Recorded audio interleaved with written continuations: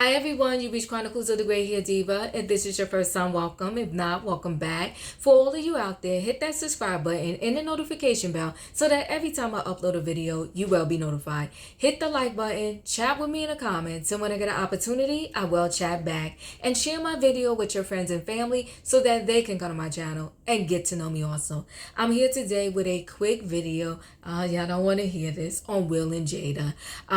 I'm doing a quick video, one, because I know probably people are exhausted with this topic. But before I get into the video, I'll give you a little, a personal connection for me regarding Jada and her hair.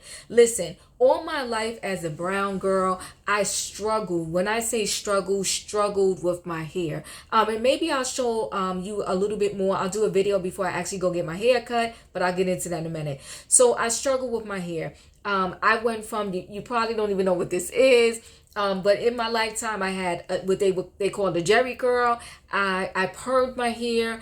I did my hair natural. I went through a period because I grayed early. I went through a period where I was dyeing my hair and perming my hair, which really destroyed my hair to no end because my hair wasn't strong enough to take permanent and dyeing it, right? So I permed my hair, dyed my hair. I did the big chop. I did the big chop several times where I just really like cut my hair bald, like buzz cut, like all the way down, like very low. And then I would grow it back in. And throughout my life, even through all those different phases, I would do a braid thing. So I would braid my hair a lot. Matter of fact, I have a braider in, close to me where I've known her for 20 plus years. This is how long this woman has been braiding my hair, 20 plus years. So I went in and out of doing that. But most recently, when I really decided, like, I've been natural for, I'm gonna say, I want to say it's over 6 or 7 years now. Ever since I went natural, I really started to lean on the braids more because the braids are very convenient for me. I can wake up and go. I can wash my hair. I can still condition my hair with the braids in it. And I just, I could just run out the house. Somebody call me, say it's somewhere to go. I'm just out. I can go. I don't have to worry about, like, what am I going to do with my hair? So with the style that I was wearing, where I would have the bun on the top, I was literally killing the edges of my hair because I was pulling my hair up and I would pull my hair really tight before I spun it around in the bun. And it was just really putting a lot of tensions on the edges of my hair. And when I happened to take my braids out this time, I really saw the damage that I did to the edges of my hair. So believe it or not, guys, really because of convenience, I was going to go back and braid my hair again. And then I had to talk to myself and was like, all right, knock it off. You really going to do this to yourself? You really going to do this to your hair? So I decided, and I ain't going to lie, reluctantly not to put the braids back in my hair because I didn't want to continue to pull out my edges. But I was in this dilemma at a crossroads, like, okay, what do I do? So a lot of my friends was like, oh, just get a wig. Some people told me, and you may not know these terms depending on who you're watching. Some people told me, just braid your hair back and get the crochet. It's similar to like a weave. And I just was like, you know what? Taking my braids out, and even though my hair is a mess underneath, I just feel it's so freeing. I can't explain. It's so freeing because your hair, a lot of people ask me, was the braids heavy? The braids were not heavy, but you felt it. I don't know how to better explain that. So when I go to lay down, I did have to, like, again, make sure my hair was tied up a certain way. So even when I was asleep, it wouldn't pull at my hair, if I'm kind of making sense to you. But a long story short is that on Thursday, that's when the stylist can squeeze me in. On Thursday, I'm going to get a haircut. Wish me luck. I don't know what it's going to look like. I don't know what I'm doing, but I do know that I need to give my hair a break from the braids and especially the style that I was doing because it was tugging on my edges and my real hair too much. So with that being said, I'll get into my whole Will and Jada thing, and I'm going to make it quick and short because I know y'all seen so many videos on this already. I feel for her because some people are saying, like, oh, they don't even believe she has alopecia, and it's just this whole big thing back and forth. And I don't want to debate whether she does or she doesn't. I just want to say this, that, you know, here in our community is such a big topic, and it's a big thing, because I have plenty of men that used to say to me, like, you know, why are you doing that to your hair? Do you love yourself? Like, when it's almost like when we do something to our hair, if we perm our hair, we don't love ourselves. We're trying to, you know, make our hair straight. But then if we wear our natural hair, it's an issue. But if we put on a wig, it's an issue. If we wear braids, it's an issue. It's like we can't get any break in terms of our hair, and even from our own community, right? So here you have a brother on stage, and listen, you watch my other videos, because I wholeheartedly feel that what happened to Chris Rock was dead wrong. But I'm just speaking and hoping you can connect with the conversation I'm trying to have with you. So when you have a community that knows the struggle of a brown girl in their hair, and for you in front of a whole bunch of people to make a joke about that, it's just, you know, insensitive in and of itself, regardless if you know that somebody did or did not have a condition as to why they may be wearing their hair that low. So talk to me if you can connect with what I'm saying there. Now, again, not saying what Will Smith did to Chris Rock was right. It was dead wrong. But I'm just saying, can you connect with me on that level?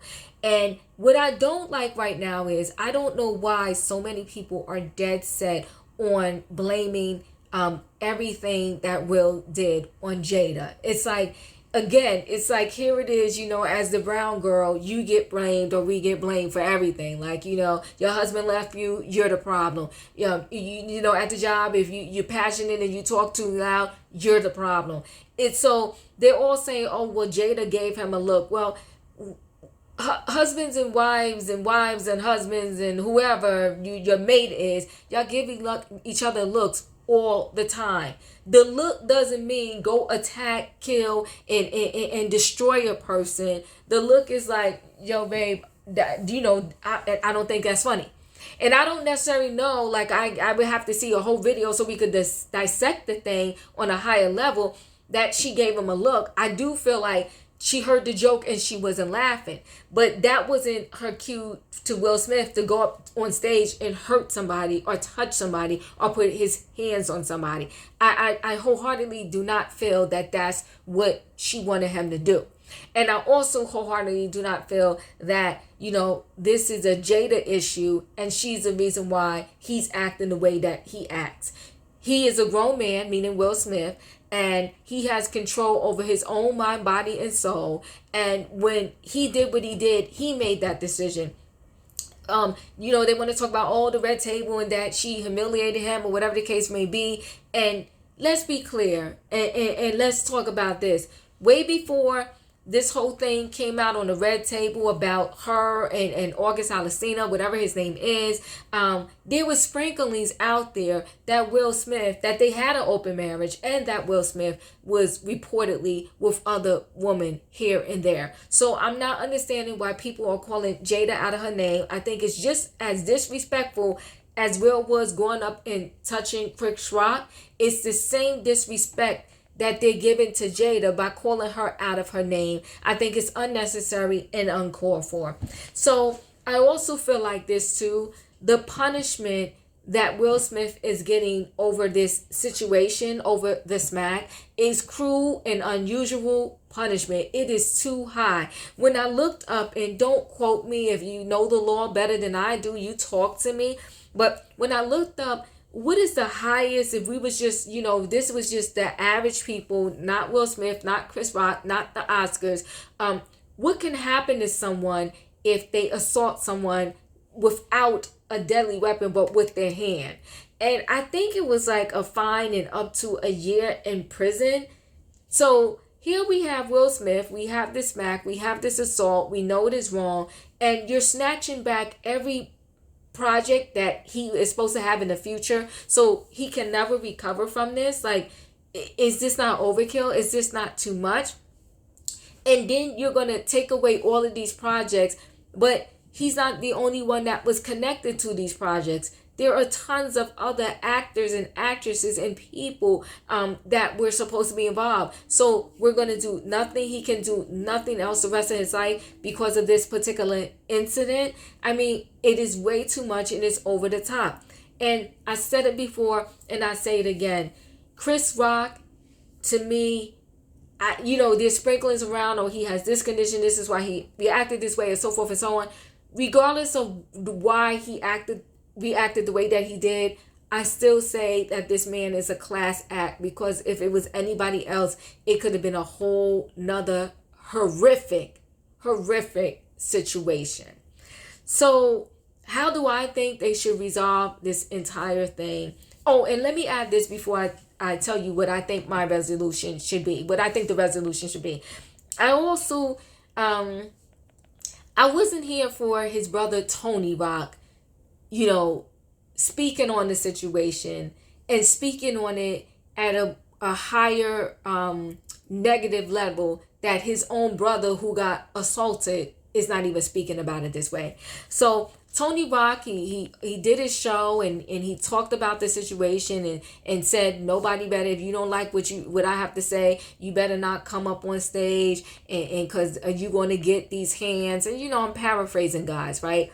So my thing with Tony is, you're saying that 100% what Will Smith did to your brother was wrong.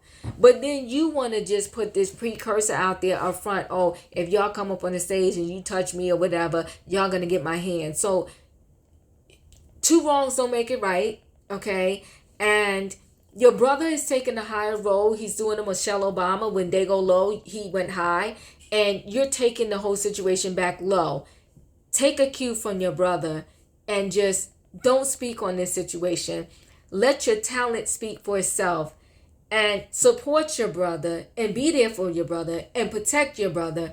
But protection doesn't have to look like the way you're making it look like right now. That's my word to Tony Rock. So how do I think this entire situation should be handled? I think it's several ways. And one of the ways is the Academy and all of the people that were there that night, they have to take their L on this situation too, because they did not handle it well. So knowing that all parties involved, with the exception of Chris Rock, did not handle it well, what you say is, you know what, Will, you don't have to resign. You don't have to give back your Oscar, but we are going to have to sit you down, and you cannot be a part of the committee and the committee duties for a year or maybe 2 years, right? Because remember what I said, assault can get you up to a year in prison, right?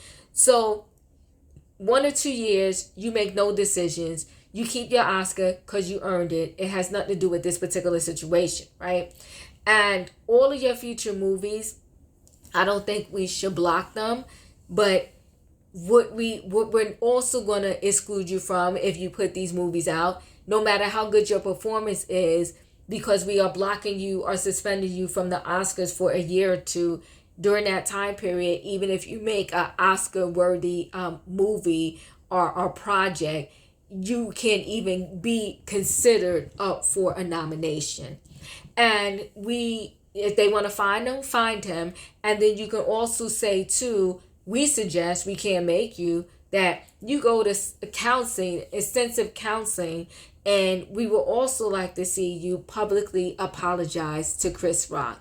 And then whoever we think is the right person, I don't know if it's Gayle King, I don't know if it's Oprah Winfrey, I don't know who it is, but someone that can be neutral. And it's going to be hard to find a neutral person because so many people already took sides in this situation. But if that neutral person exists out there that can do an interview and have Chris Rock there and have Will Smith there and have these two men come together and talk, I think that's what needs to happen also.